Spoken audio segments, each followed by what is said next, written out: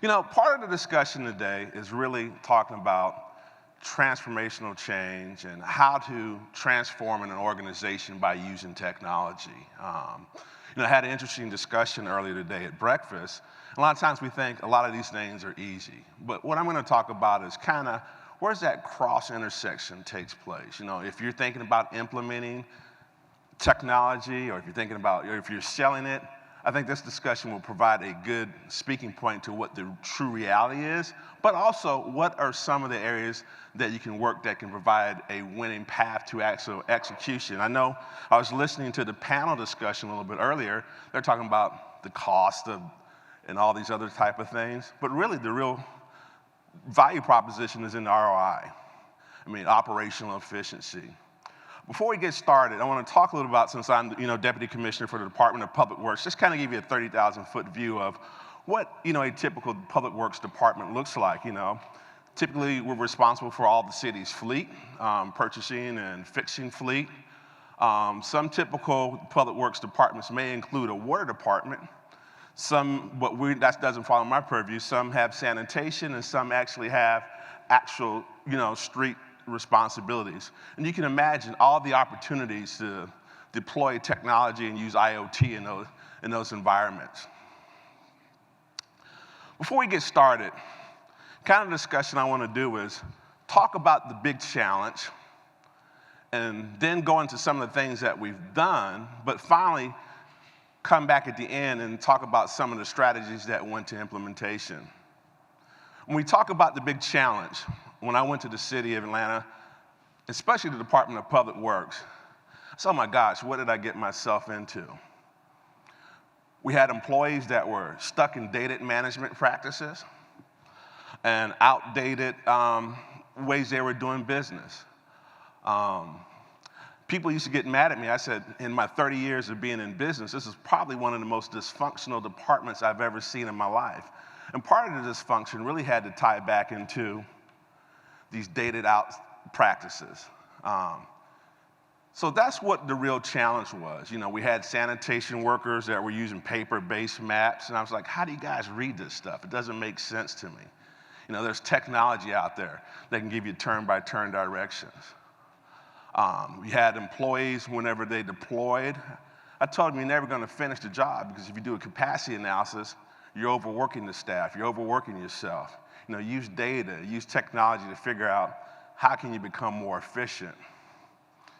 So that was the biggest challenge that we went into. And by all this inefficiency, it also impacted morale within the department as well, too.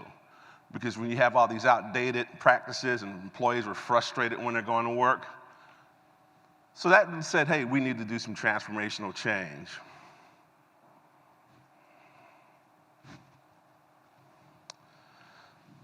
Now, here's the other big elephant in the room. You can have transformational change sitting right there in front of folks. You've got employees reluctant to change. That's the reality. Some folks realize, hey, look, this may impact my job. We don't want change. And to make matters even worse for us, I'm working in a politically charged environment. So employees figure out, hey, look, we'll wait till the next administration. We'll sit you out and wait. And they have that protection as well, too, because we had two different unions that were within the department as well, too. One at a certain class and then another one in a class above. And to my luck, I had both regional union presidents in my department. So we have to make sure that we also include them in decisions and make sure it doesn't spill over into other departments and other regions throughout the region.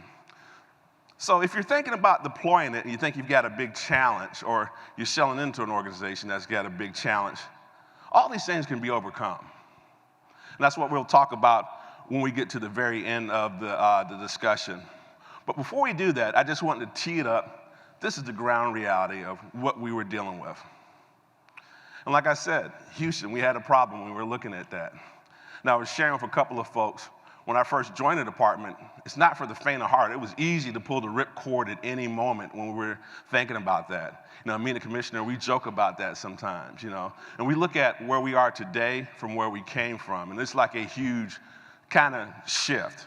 And although we're still shifting, think about it as you're doing a remodel, tearing down a house while you're still doing existing things. So let's get into some of the things that we've actually, in terms of innovation and technology that we've implemented at the city, in the department. As you can see is, to become smarter, we're in the process, we did a litter management assessment. Essentially what that was is to take IoT devices throughout the city, get an idea and gauge where our litter was at its highest throughout the city. And what that did was allow us to think through, how do we map out the placement of these receptacles in the public right-of-way? So this is where we use data and insights. We're looking at the city, and before you go say, hey, let's put a can or receptacle by one per, block area. What we found out was the city still was dirty. The city still wasn't clean, so there had to be a pragmatic approach that was data-driven. So we used the devices to figure out, where did those cans begin to exist? And we're getting ready to update that even further now to do the study again to become more proficient as the city grows. And what we also discover is, as we look at this information, we're able to find out different patterns. Say, for example, what I mean by patterns, what's the traffic pattern or the foot traffic through different areas? Using that data, potentially using cell phone data to gather what's happening with different events and special events. So by truly understanding that information also not only helps the department here, it begins to give insights to other departments. And also has data and insights that could potentially be used for the private sector as well too, as they're looking at this foot traffic data as well too at different times of the day. So not just improving a department, but the potential is to actually improve other areas in the department. One of the growing issues that we see facing a lot of cities in America today is illegal dumping. This was a big hit by using mobile surveillance cameras, by placing these cameras in a couple of high zones. Now, although we didn't catch anybody, what we did find out was it deterred a lot of the different illegal dumping that took place in other areas throughout the city. Council members loved it. So obviously you got all the council members raising their hand. I want one in my area. I want one in my district. So now we're going, okay, we only had a few of these devices, what we to put out and just, and as a test study. So I said, well, all right, what do we do? Because obviously funding is an issue.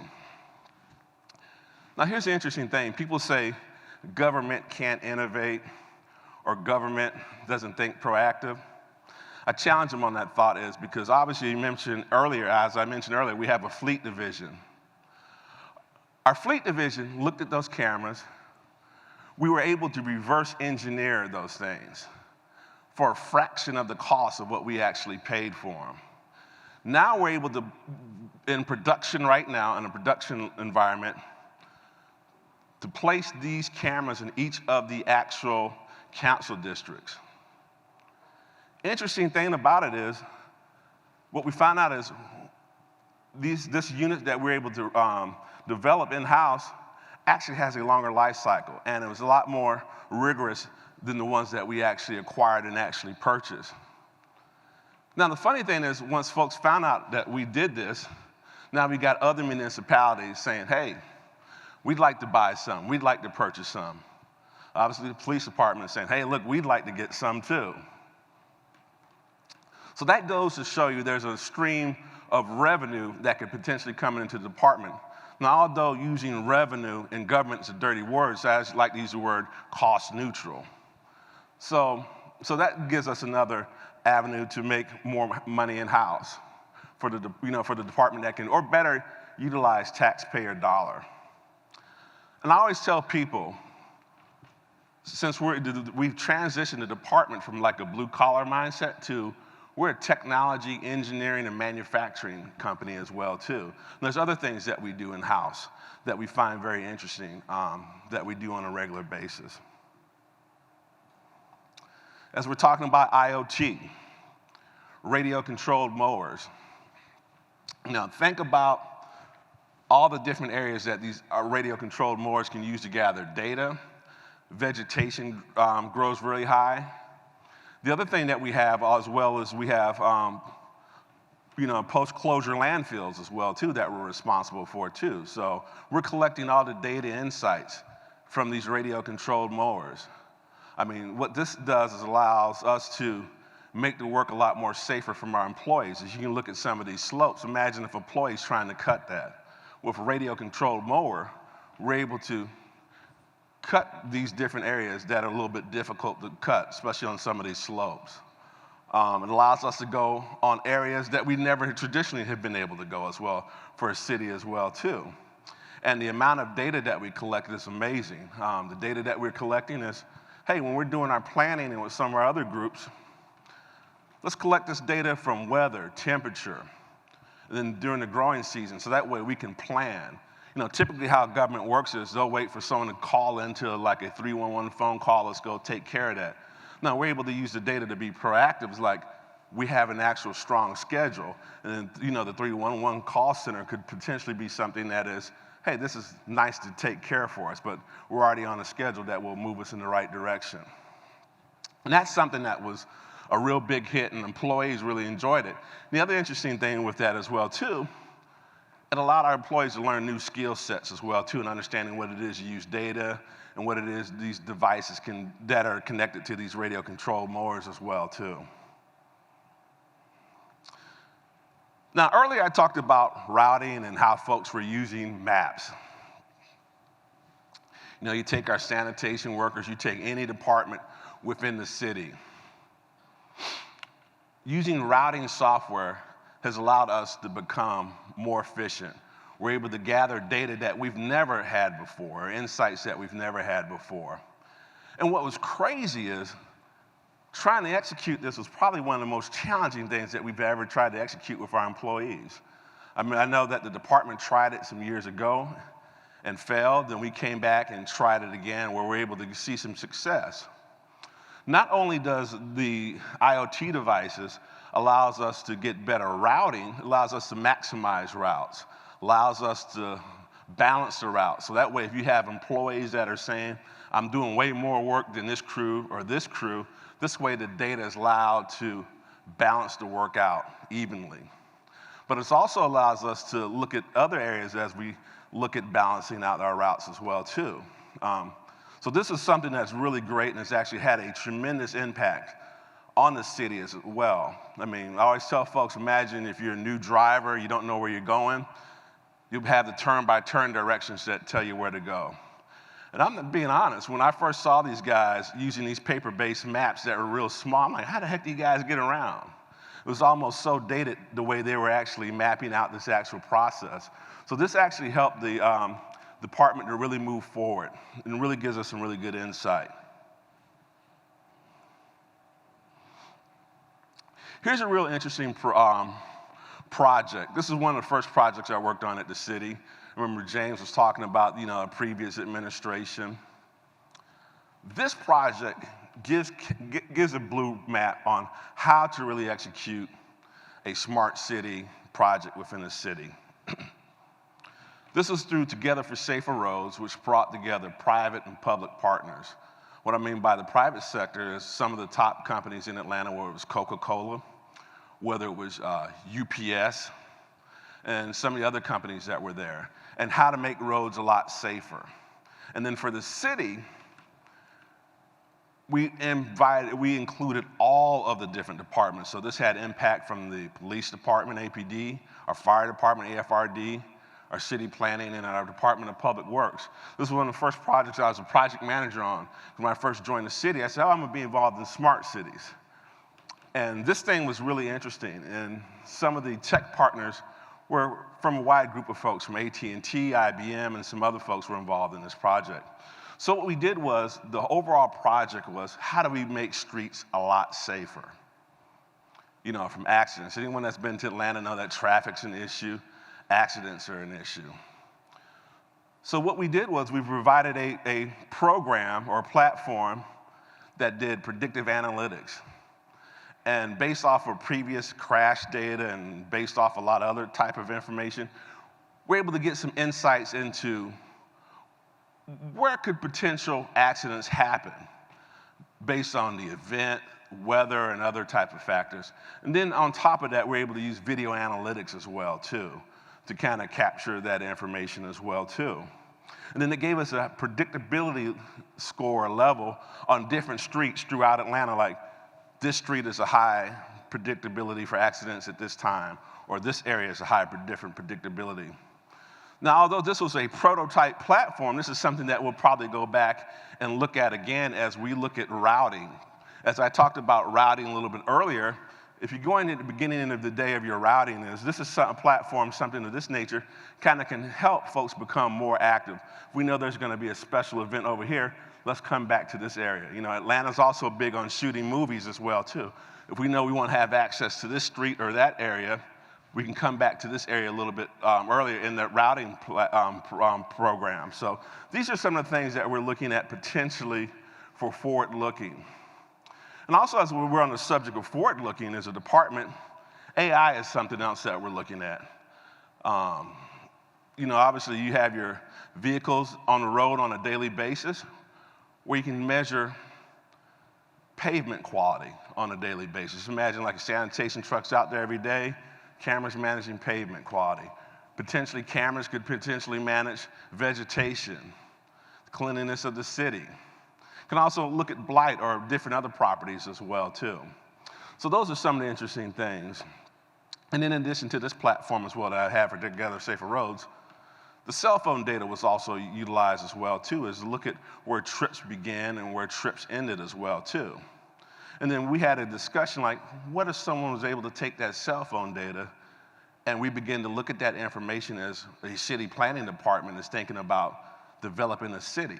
You know, think about it as simulation tools. I remember being in the consulting world where you have simulation of a factory or a machine. What if we simulate an actual city before we actually invest the money to get an idea of what those outcomes could potentially be? So those are some of the things, the ideas that folks in the city that we're talking about.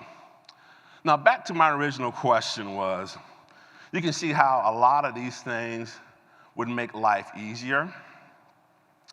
It would allow a city to become more efficient, to reinvest resources into other areas of the city. But the key part of it is, how do you get employees to change? And electric vehicles, we're all aware of that, but let me move over here. Like I said, remembering that big elephant. And it leaves a lot of business leaders thinking, you know, what's wrong? And like you said, folks are saying, no thanks, we're too busy. So one of the things that we always looked at is, what are those principles leading to change management? You know, I know a lot of companies and some of our best partners have been the ones that not only look at technology, but there has to be organizational change. What I mean by that is, and I remember Porter, those who are familiar in B School, I remember I was listening to a talk one time up in Boston, was talking about with IoT and everything else, it's going to reimagine how businesses are organized as well, too, or job functions are much different. And I think as when we talk about the value proposition selling IoT or things into smart cities or other industries, part of that as being a consultant is, how do you execute it? How do the organization begins to actually shift and change? Some of our best partners have been side by side with us. Like when I talked about the routing part, okay, we failed at this before. I've got them side by side. What should our organization look like? What do we need to do to make it where it can execute? And the reality is, when the two are partners to partners, the vendor begins to learn something as well, too. And what the vendor begins to learn is, the light bulb goes off. This is the roadmap for me to sell to some of these different organizations. Not only am I selling a product, but the service that I'm providing and the insights that I'm providing provides a tremendous amount of value.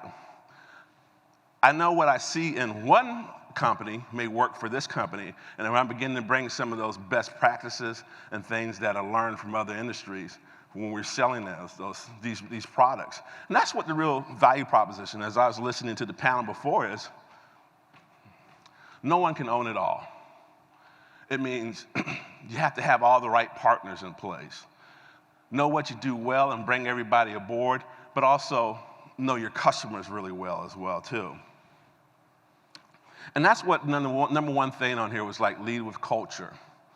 The Department of Public Works, we knew we were changing the culture. We always talk about a blue-collar workplace. We also had a no-collar workplace as well, and also we had a second chance employer as well, too. So shifting that culture, really being active in changing that culture, saying we're moving to a data-driven and a technology-based culture or organization, which might be frightful for some employees, but once they see the value prop, they embrace it. I mean, I'm looking at some of our employees who I never thought would embrace technology and culture change. They're right there leading the charge. And that's why you gotta look at who you bring on with you on this journey as well, too. Like you say, you start at the top. You have to involve everybody in the organization. The top has to buy into it, but more importantly, the folks executing the work have to buy into it as well. The commission is very big on saying one thing: I'll never make a decision without getting the input of the employees who impacts the work. Because no matter what you try to deploy, if you don't get their buy-in, it won't work. And like you said, that's involving every layer. And also, really making sure that you have the rationale and making that emotional case. I mean, for me, it was like sharing with the employees, you'll be able to do your work a lot more efficient. The work will be a lot easier. And then some of the resources that we're able to capture we'll be able to reinvest that into our actual employees itself.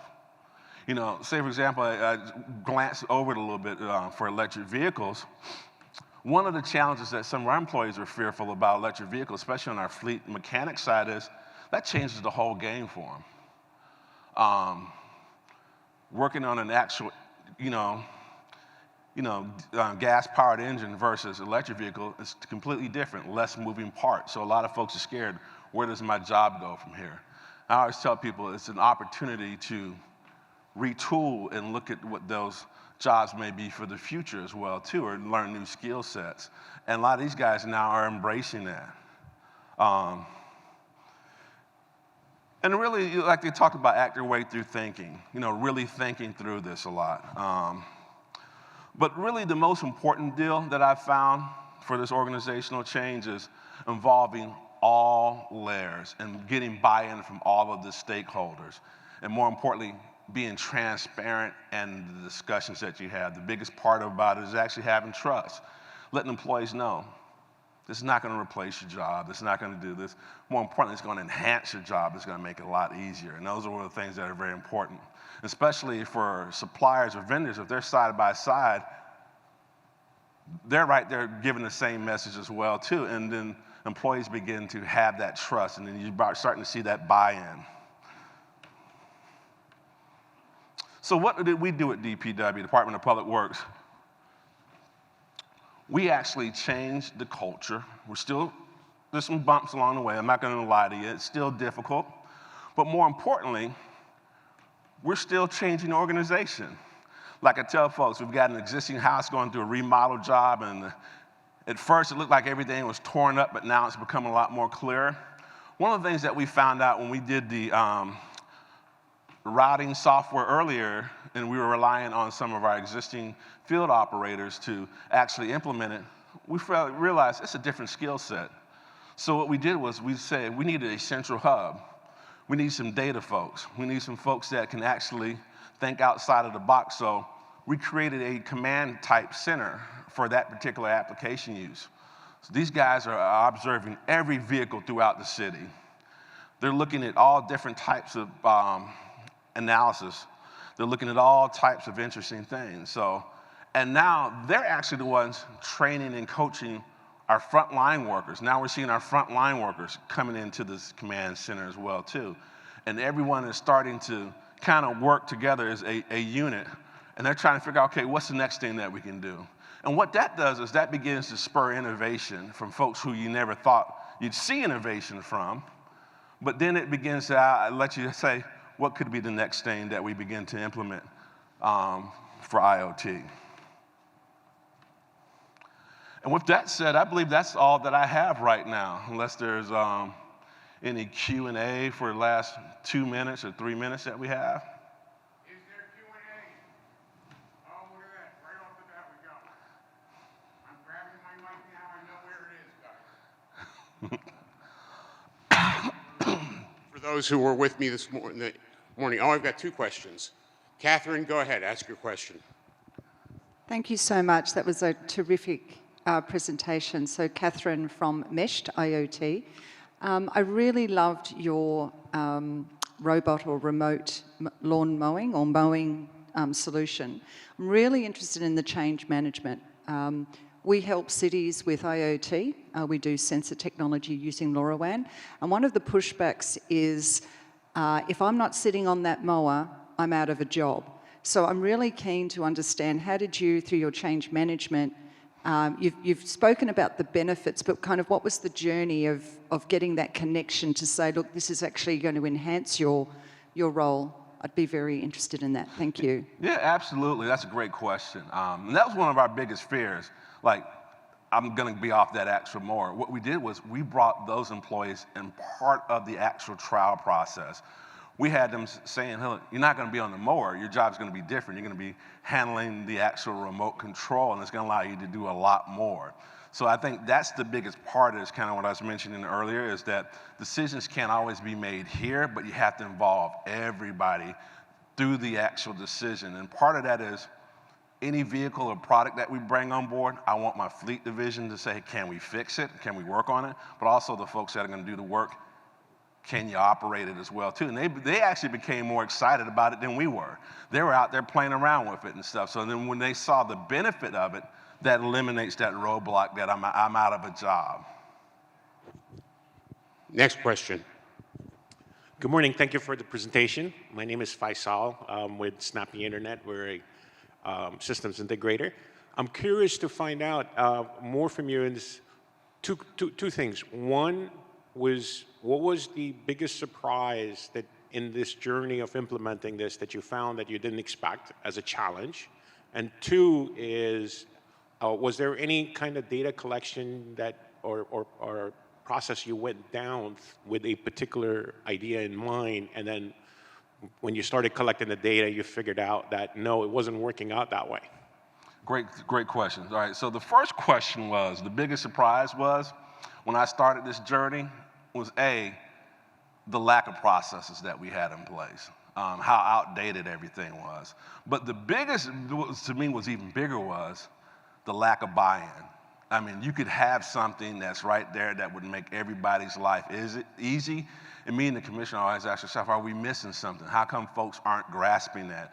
And what that allowed us to realize in this journey, we had to look at the approach a lot differently. If not, it'd be something else that continues to fail, just like we've seen other IoT solutions fall. So we just took a step back and said, this is really organizational change as well that we're looking at.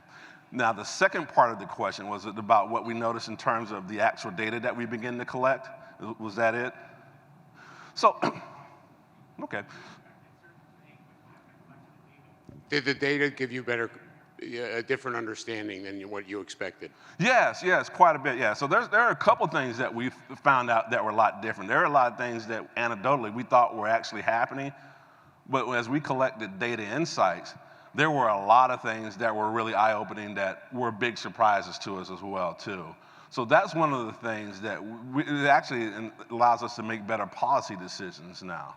So those are some of the things that we found out that was really interesting. And as you collect the data and more data, it's going to be real interesting. Well, I'm going to morph that a little bit. And James and I have done surveys of people. And what we've discovered is people often don't collect the data until after they've done an implementation. So is there ever a situation where you've basically had the data, once you collected it, say to you, oh my God, we went down the wrong path. We should have, made it so that the modules were cellular, or make it so that we had more solutions out in the field, or anything like that? Yeah, that's always a big issue, Carl. I mean, I think folks are typically reactionary. And I think if you're not collecting the data, it's always good to collect it up front. You know, one of the things, before I got there was one manager who was collecting a lot of manual data, but I wasn't sure as how clean or good the actual data was itself, and that was a big challenge. You know, when I was in the mayor's office, performance management was my area, so I collected data for the overall city. So there are other pockets in the city that we're able to collect data that would actually guide us in that right direction, but there's other areas where there's big gaps. But if you're able to collect data, if you had to do a manual process, is a little bit better than having nothing. At least it may provide some directional trends, but once you start getting clean data, that's when the journey really begins to take off. Thank you, Keith. All right, Everyone, you're welcome. please give him a round of applause. All right, thank you.